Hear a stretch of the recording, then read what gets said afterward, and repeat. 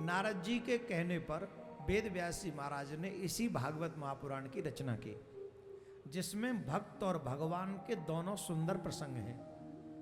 इस भागवत में सबसे अच्छी बात यह है कि भागवत में भक्तों के बड़े सुंदर सुंदर प्रसंग हैं, बड़े सुंदर, जिन भक्तों की कथा को सुनकर हमारे मन में भक्ति जागृत होती है। इसी में प्रसंग आता है महाभारत का, जिस महाभारत में पांडव और कौरवों के बीच में महाभयानक युद्ध होता है, जिसमें अनकाउंटेबल लोग मारे गए। यहां पर सूक्ष्म में मैं कह दूंगा, निकल जाऊंगा, वो सब बता दूंगा मैं आपको, लेकिन दो चीजें समझ लो आप। पहली बात, हमारा अपना कौन है? हमारा अपना वही है जो धर्म के पथ पे चले और हमको चलाए, वही हमारा अपना है। अधर्म के पथ पर चलने वाला हमारा नहीं हो सकता। समझ में आ गई? प्रमाण चाहिए तो महाभारत में अर्जुन के हाथों से अपने ही लोग भगवान ने मरवाए। हाँ या ना? जोर से बोलो। किसके लिए मरवाए? किसके लिए? भगवान श्री कृष्ण गए थे कौरवों के पास में, दुर्योधन से कहा था आधा राज्य दे दो, उसने कहा नहीं दूंगा। भगवान बोले 5 नगर दे दो, नहीं दूंगा। भगवान बोले कोई बात नहीं, 5 महल दे दो, बोले नहीं दूंगा। 5 गांव घर दे दो, बोले वो भी नहीं देंगे। दुर्योधन से कहा 5 झोंपड़ी तो दे दे जिसमें रहले, पर युद्ध मत कर। दुर्योधन ने कहा विना युद्ध न केशवा, मैं बिना युद्ध के सुई की नोक के बराबर जगह नहीं दूंगा। भगवान बोले ओके, अब तो सारा ही राज्य लेंगे। भगवान ने लिया कि नहीं? जवाब दो। क्यों लिया? क्योंकि दुर्योधन ने 5 गांव ही नहीं दिया। तो जब कम मांग कर भी शांति न होती हो तो युद्ध के बाद ही बुद्ध समझ में आएगा। हम लोगों ने भी कहा कि काशी, मथुरा, अयोध्या तीनों हमको दे दो, क्योंकि यहां हमारे देवता रहते, प्राण बसते, इन तीनों जगह को हम नहीं छोड़ सकते। दिया? जवाब दो। दिया तो वही दुर्योधन वाला हाल हो गया कि नहीं? हो गया कि नहीं? अगर भारत में रहकर भी हमें कोर्ट से अयोध्या का मंदिर बनाना पड़े तो आप मान लेना कि आप कायर हो, आप बुज़दिल हो, और आप जिस मार्ग पे चल रहे हो, शांति के मार्ग पे, उस शांति के मार्ग को कोई स्वीकार नहीं करना चाहता। जैसे दुर्योधन नहीं समझाता भगवान श्री कृष्ण के शांति के मैसेज को। राम मंदिर भी हमें कोर्ट से मिला और मथुरा भी प्रतीक्षा में खड़ा है, और सनातनी सिर्फ नोट कमाने में लगा।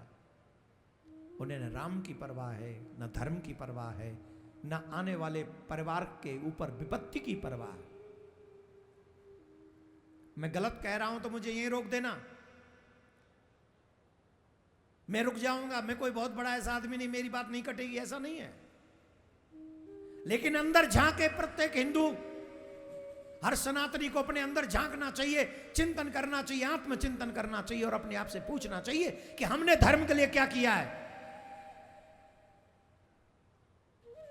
हमने क्या किया धर्म के लिए? धर्म ने तो हमें बहुत कुछ दिया, हमें जीवन दिया, जन्म दिया, पहचान दी, नाम दिया, शौहरत दिया। हम मरेंगे तो हमें नामकरण संस्कार दिया, विवाह संस्कार दिया, अंतिम संस्कार इसी धर्म ने दिया। लेकिन हमने धर्म को क्या दिया? हर सनातनी को सोचना चाहिए। आज अयोध्या में मंदिर बना है, हम इतने में खुश हैं। मथुरा वहीं खड़ा है, जामा मस्जिद की सीढ़ी के नीचे ठाकुर जी दबा पड़ा है, हम खुश हैं। काशी विश्वनाथ पे वो आडंबर खड़ा है, हम भी खुश हैं। अरे आने वाले समय में हमारे घर में आने वाली पीढ़ी पे विपत्ति पड़ेगी और हम दुखी, हम मजे मिले, हमें कोई शांति नहीं।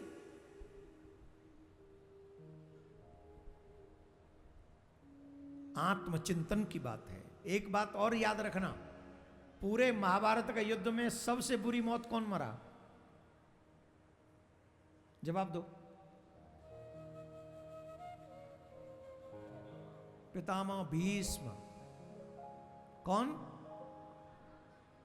पितामह एक भी अंग नहीं बचाता जाओ के बाण नहीं लगाओ। एक एक अंग से बाण छिदा हुआ है, एक एक अंग से, और बाणों की सैया बनाकर अपनी मृत्यु की प्रतीक्षा कर रहे पितामह भीष्म। ध्यान से सुनिएगा और समझ में आ जाए तो रात्रि में चिंतन कीजिएगा कि हमने क्यों कहा। पितामह भीष्म वो शख्स थे कि दुर्योधन की सभा में जब द्रौपदी को बुलाया गया तो अगर पितामह भीष्म एक बार खड़े हो जाते तो दुर्योधन डर के मारे भाग जाता सदन से।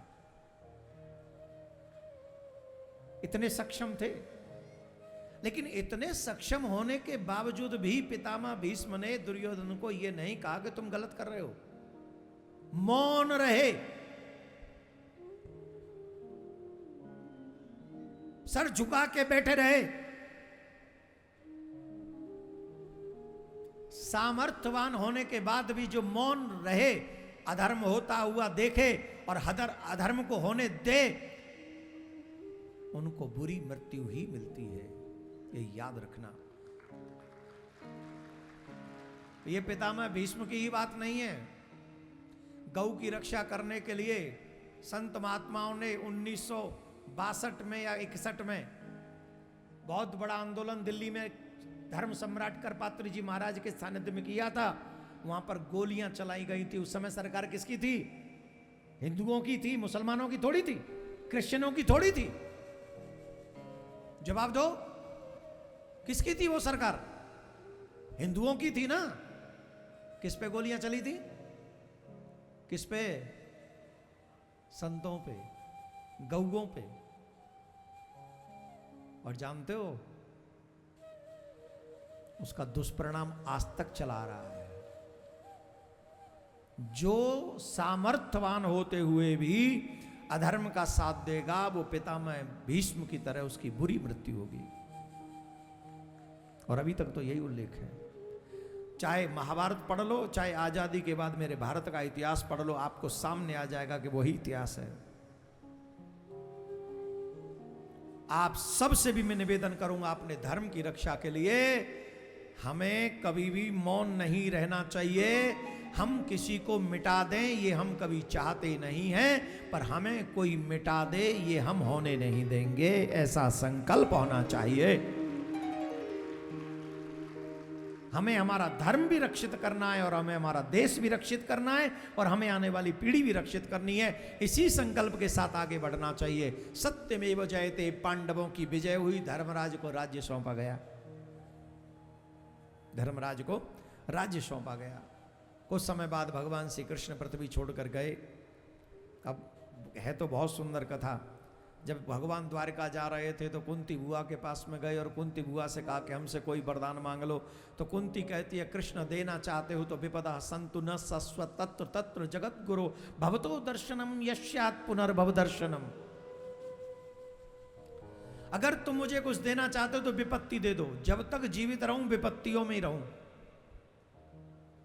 भगवान श्री कृष्ण कह रहे पेट नहीं भरा अभी तक, इतने कष्ट तुमने सहे अभी तक पेट नहीं भरा? हाँ, बोले नहीं भरा, अभी और चाहिए। जब तक जीवन रहे तब तक दुख रहे। क्यों? बोले जब दुख रहता है तो तुम्हारी याद और तुम साथ रहते हो, और जब सुख आता है तो हम सब तुम्हें भूल जाते हैं। वो सुख नहीं चाहिए। दुख में सुमिरन सब करे, सुख में करे न कोई। जो सुख में सुमिरन करे तो दुख काहे को। Listen to me my dear, ये सूत्र है। जो सुख के समय में भी कभी भगवान को नहीं छोड़ते, भूलते, उनके जीवन में दुख आता ही नहीं है। और आता है तो ठाकुर जी अपने आप संभाल लेता है, जैसे पांडवों का संभाला। तो सुख में तो कोई याद नहीं करता, उसी के कारण दुख आता है। महाभारत का युद्ध हुआ, भगवान छोड़ के चले गए, द्वारका गए, फिर लीला पूरी की। पांडवों ने परीक्षित को राजा बना दिया, ये क्रम है। 5 मिनट और लगेंगी, 15 मांगी थी, वो 5 में ही हो जाएगी, पूरी 11 हो गई। करूं? एक बार परीक्षित कहीं से आ रहे थे तो उन्होंने एक दृश्य देखा। एक काला सा व्यक्ति हाथ में शस्त्र लेकर एक वृषभ बैल को मार रहा है। वो उस बैल के 4 चरण हैं तो पर 3 टूटे हुए, एक ही बचा है, और जो एक बचा है वो उसी को मार रहा है। राजा रथ रुकवा कर दौड़ कर गए कि मेरे राज्य में कोई वृषभ को कैसे पीट सकता। राजा को आता हुआ देखकर वो काला सा व्यक्ति हट गया वहां से। पूछा, आप कौन हैं? उन्होंने कहा कि मैं वृषभ के रूप में धर्म हूं, मेरे 4 चरण हैं, तप, दया, दान और शौच, जिसमें से 3 टूट गए। तप नहीं रहा, शौच नहीं रहा, दया नहीं रही, एक ही चरण बचा है दान का, और ये कलयुग है जो मुझे मार रहा है और उसी चरण पर प्रहार कर रहा है, एक ही चरण पर, उसे भी तोड़ देना चाहता है। गाय से पूछा, आप कौन हैं? बोले, मैं हूं पृथ्वी, गाय के रूप में, और मुझे भी कलयुग सता रहा है। बोले, कलयुग कैसे सता रहा है? बोले, सुनो, जब इन लोगों को जल चाहिए होता है तो मेरा सीना चीरते हैं, मेरा सीना चीर के जल निकालते हैं, मुझे कोई तकलीफ नहीं होती। जब ये मकान बनवाते हैं मेरा सीना चीरते हैं, नींव रखते हैं, मुझे कोई कष्ट नहीं होता। जन्म से लेकर इनकी मां इनका मलमूत्र 4-5 साल तक साफ करती है, जो इन्हें जन्म देने वाली मां है। ध्यान से सुनना, इनको जन्म देने वाली मां इनका मलमूत्र 4-5 साल साफ करती है,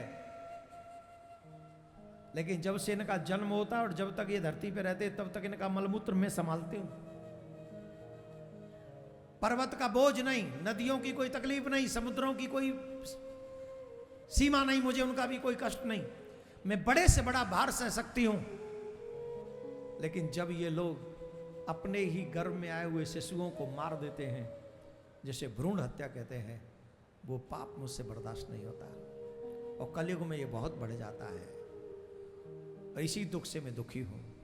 बोले, मैं कलयुग को ही मार दूंगा। राजा ने खड्ग निकाली, कलयुग को मारने के लिए गए, और कलयुग ने कहा, महाराज आप मार रहे हो, मार दो, लेकिन मेरी भी तो बात सुन लो। सतयुग, त्रेता युग, द्वापर युग, इन तीनों युगों से श्रेष्ठ हूं मैं। बोले, इन तीनों युगों से? बोले, हाँ, इन तीनों से। बोले, कैसे? यत् फलम नास्ति तपसा योगेन समाधिना तत्फलम लभते सम्यक कलो केवल कीर्तनार्थ। कलयुग में इससे सरल साधन कोई संभव नहीं। तीनों युगों में इतनी इतनी कठिन तप करने पड़ते हैं, यज्ञ होम तप व्रत उपासना करनी पड़ती है, तब भी गारंटी नहीं। यज्ञ संपन्न नहीं हुआ तो क्या मिलेगा? कुछ नहीं। पूरे 11 दिन तप, 10 दिन यज्ञ किया, 11वें दिन कोई त्रुटि रह गई, यज्ञ असफल हो गया।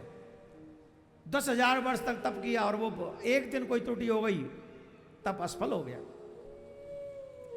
लेकिन कलिकाल में एक सबसे सुंदर मार्ग है, हरे नाम आईव, हरे नाम आईव, हरे नाम आईव केवलम, कलो नास्तैव नास्तैव नास्तैव गतिरन्यथा। भगवान का नाम जपो, कथा सुनो और कलयुग में तर जाओ, ये सरल है। राजा ने कहा, ठीक है, इतनी सरल है तो हम तुम्हें मारेंगे नहीं। राजा ने 4 जगह दे दी। दूतम पानम स्त्रिया सुन यत्र धर्मा चतुर्विधा। 4 जगह तुम्हें देते हैं। कौन सी? जहां मदिरा पान करते हो वहां रहो, जहां जुआ खेला जाता हो वहां रहो, जहां पर स्त्री गवन वैश्य गवन होता हो वहां रहो, जहां हिंसा होती हो वहां रहो, मांस भक्षण जहां होता वहां रहो। कलयुग ने कहा, एक जगह उन्हें वास्ते दीजिए, स्वर्ण में। ये मस्तु कह दिया। राजा के सर में मुकुट सोने का था, उसमें आके बैठ गए, और राजा ने समीक ऋषि का अपराध कर दिया, और उनके पुत्र श्रृंगी ऋषि ने साप दे दिया, इत लंघित मर्यादम तक्षक सप्तमे हनि। 7वें दिन उसे तक्षक डस लेगा। राजा ने तुरंत घर छोड़ दिया, महल छोड़कर गंगा के तट पे आ गए, और लोगों से पूछा, संतों से पूछा, विद्वानों से पूछा, जिसकी मृत्यु 7वें दिन हो वो क्या करे? श्री सुखदेव जी महाराज कहते हैं, जिसकी मृत्यु 7वें दिन हो उसे भागवत कथा सुननी चाहिए। उसे श्रीमद् भागवत कथा। मेरे प्यारे, घड़ी देखो, 15 की जगह 17 मिनट हो गए बस, लेकिन प्रसंग पूरा कर दिया। कल भी याद रखना, इन्हीं 7 दिन में हमारी मृत्यु है। और आजकल जीवन का कोई भरोसा नहीं है। आजकल जवानों को भी अटैक आ रहा है महाराज, और हमें लग रहा है बूढ़ों से ज्यादा जवानों को अटैक आ रहे हैं आजकल। इसलिए ये मत सोचना कि अभी मेरे पास बहुत समय है। आज अभी इसी समय से अपने कल्याण में लगो। और आज आप दूसरे दिन पंडाल से भी बाहर लोग खड़े हैं, ये यहाँ की भक्ति को दर्शाता है। और यहाँ से जाने के बाद आप मेरा एक काम करेंगे? करेंगे? नहीं करेंगे? कौन कौन चाहता है सनातन बोर्ड बनना चाहिए? किस किस को पता है सनातन बोर्ड के विषय में? मालूम है? वो हम कल बताएंगे, समय नहीं है। लेकिन अपना फोन निकालो, फोन निकालो, और जहां से नंबर डायल सब निकालो। जिन जिन के पास में मोबाइल है यूज करो जल्दी। अरे देख रही हो, हम मोड़ो देख रही हो, हम कह रहे मोबाइल निकालो, वो मोड़ो देख रही हो। और जहां से नंबर डायल करते हैं वहां पहुंच जाओ। पहुंच गए? एक नंबर बता रहे हैं, उस नंबर पे मिस कॉल करो, 99-273-00037। आपकी टीवी स्क्रीन पे भी आ रहा है वही नंबर। मैं फिर बोल देता हूं, 99-273-00037। इस नंबर पे आप मिस कॉल कर देंगे। मैसेज आने पर सनातन न्यास फाउंडेशन का मैसेज आएगा आपको, उसे भर देने पर आपकी वोट सनातन बोर्ड के लिए हो जाएगी। हमने जगह जगह जाकर 5 करोड़ लोगों को इकट्ठा करने का मन बनाया है। जहां जहां जाएंगे 5 करोड़ लोग इकट्ठा करना है। कितने? जोर से बोलो। अब बताओ, उस 5 करोड़ में एक आप होना चाहते हो कि नहीं? सच्चे सनातनी हो तो हो गए। कौन कौन होना चाहता है? Very good. तो 5 करोड़ हमको इकट्ठा करना है, और 5 से 10-15 आप इकट्ठे करो।